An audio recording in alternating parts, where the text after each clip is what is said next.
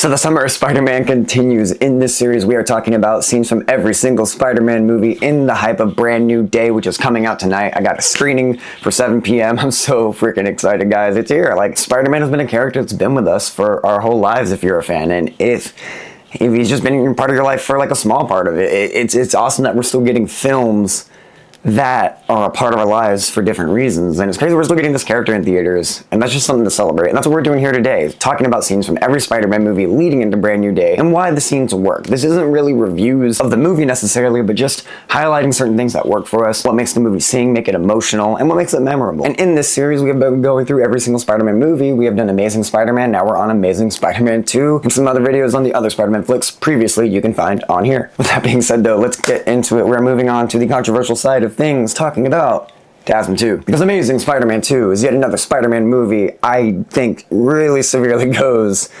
overhated. I was going to say under-discussed. It's certainly over-discussed, but I think for the wrong reasons. I do think Amazing Spider-Man 2 gets so much hate.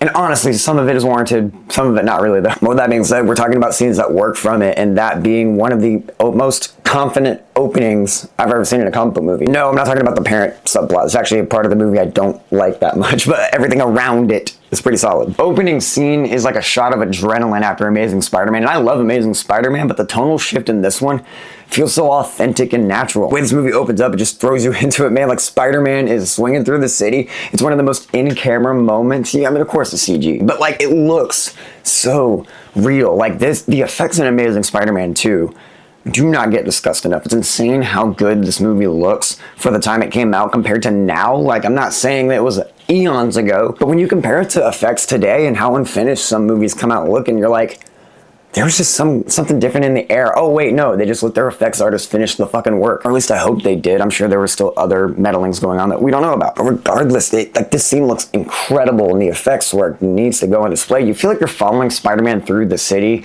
as he's on the adventure. Like Sam Raimi's Spider-Man pioneered web slinging, but I think Amazing Spider-Man 2 perfected it. Because you really cut between POVs of Peter in first person, Peter in third person, Peter around the city. You catch him interacting with little characters throughout. What I love about this opening scene is that it establishes so much about where our characters are, not only physically in the world, what Spider-Man's been up to, but emotionally. It grounds them. It's a grounding scene that's so operatic and out there, but also human at the same time. And that's because while Spider-Man's stopping this robbery spearheaded by who will become the Rhino, which is such an in-comic book thing to do. I like that characters in this world exist, but they're not quite villains yet, but it feels super comic booky in that way. They're just existing in the world. The idea that Rhino's not Rhino yet, but he's around, and he's there in the background. It's just, I enjoy that kind of Easter egg, and it's one of those reasons I feel like Rhino in this movie, he's not one of the main antagonists. So I don't even count him as a third villain in the movie. It's more of a world building thing than anything, and it works here because it just gives a great dynamic. Like, Paul Giamatti is so out there. He's just going for it, man. He's hamming it up. He's having a blast with it, and it's infectious as shit. You get a bit of Spider-Man banter as he gets on the truck and starts talking shit to him. I do love that one scene. It's funny, it gets a lot of hate online when that truck goes through the road and starts hitting all those cars.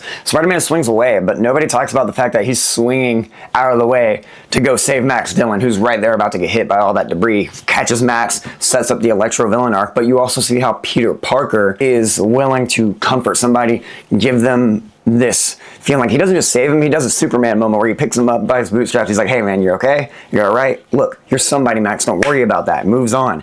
Yes, he forgets who he is, and that's a flaw in Peter, but like, it shows that he cares enough to at least tell this guy something. He doesn't just save him and move on. He's like, get out of the way. He's like, no, I'm gonna give him some advice, make sure he feels good, then move on. But it's a nice quick setup, but also stays focused on the scene at hand. You get a mix of that, a little bit of classic Spider-Man theme in there, like that from the 90s. I can't do it right now because I'm losing my voice. It's okay. It's just so Spider-Man, and it's so energetic. It's like a shot of adrenaline, like I said. Because mainly they did change the tone and aesthetic of this movie a lot from one, but it feels like a natural evolution. It feels like in a world where comic book characters, like we just had a city get overrun by lizards last year, things are going to escalate. It kind of reminds me of the Dark Knight trilogy, where it's like, oh, there's going to be escalation. You start carrying automatics, they carry semi-automatics. Like, it kind of same mantra in a way here. At least that's how I've always seen the escalation of villains in Amazing Spider-Man. I like that it evolves into a comic book tone from the first movie. It's all loud and bombastic, but like I said, it's emotionally grounding. What's really good about TASM 2 is it doesn't forget it's about the characters' emotional struggles, their need for connection, what Spider-Man's all about. And I like that this scene is grounded by Gwen Stacy's graduation speech. She's saying goodbye to her class, but it's also great foreshadowing for what's to come for her as a character. But it's also a good moment that really just exemplifies the themes of the film before we get into it. It's almost like a weird foreshadowing trailer of what's to come with this film, the slow car crash of a love story that gets broken apart. Not to mention, while this scene is happening, they fit in Peter's guilt of Captain Stacy. He's still feeling bad and feels regret about staying with Gwen, and it makes his motivations make so much more sense. I like that it doesn't make him an unlikable character. You know, he did something kind of flawed at the end of Amazing Spider-Man 2. He's like, look, some promises that you can't keep, they're the best kind. And he stays with Gwen, but I like that it eats at his conscience. It's so Peter Parker for it to eat away at his conscience in this movie. And it feels realistic in that sense. I like that we open with it. He just can't stop seeing Gwen Stacy's dad everywhere. There's emotional heft behind it. There's a reason it's there, and it makes the characters compelling. I like that shit. I'm impressed at how much it's set up in this first act in one action scene. Not to mention the suit design. Don't even get me started. It's the best live-action Spider-Man suit. Brand New Day might have it beat, but I gotta see that suit in action before I say that. But overall, this scene really works because it's a moment that encompasses the entire film as a whole. It's a great action scene. It's bombastic. It's loud. It's comic booky. It's zany. It's also romantic. It's also tragic in a way. It's also emotional. It feels sorrowful. Pondersome in a way. Somehow Amazing Spider-Man movies are able to juggle those tones, and I feel like this scene is the exemplifying nature of that. In under 15 minutes, you understand who Peter Parker is, where he is now emotionally, you understand what Gwen's been going through emotionally, internally, externally, you get why Peter Parker is Spider-Man, you understand what we're setting up for with the emotional conflict of the film. Not only that, you set up Max Dillon, you set up his guilt with Captain Stacy, and on top of that, cherry on top, Peter graduates high school, so we know where he's going next. All within one opening of a scene, establishing so much.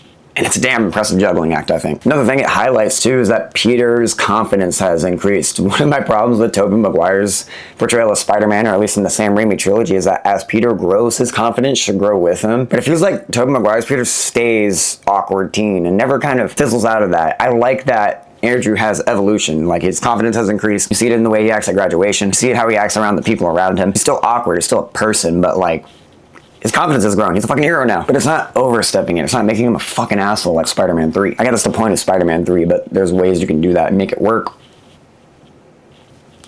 We're talking about a movie I like. Point is, I love this scene, and it's one of my favorites. Guys, I love The Amazing Spider-Man. It's one of my favorite scenes from The Amazing Spider-Man, and it's why the scene works. What is your favorite live-action Spider-Man movie? What are you most excited to see in Brand New Day? Thank you for watching Spider-Man Reviews. Leave a like, leave a comment, come talk about movies with us, come talk about stories with us. I will see you tonight with Brand New Day.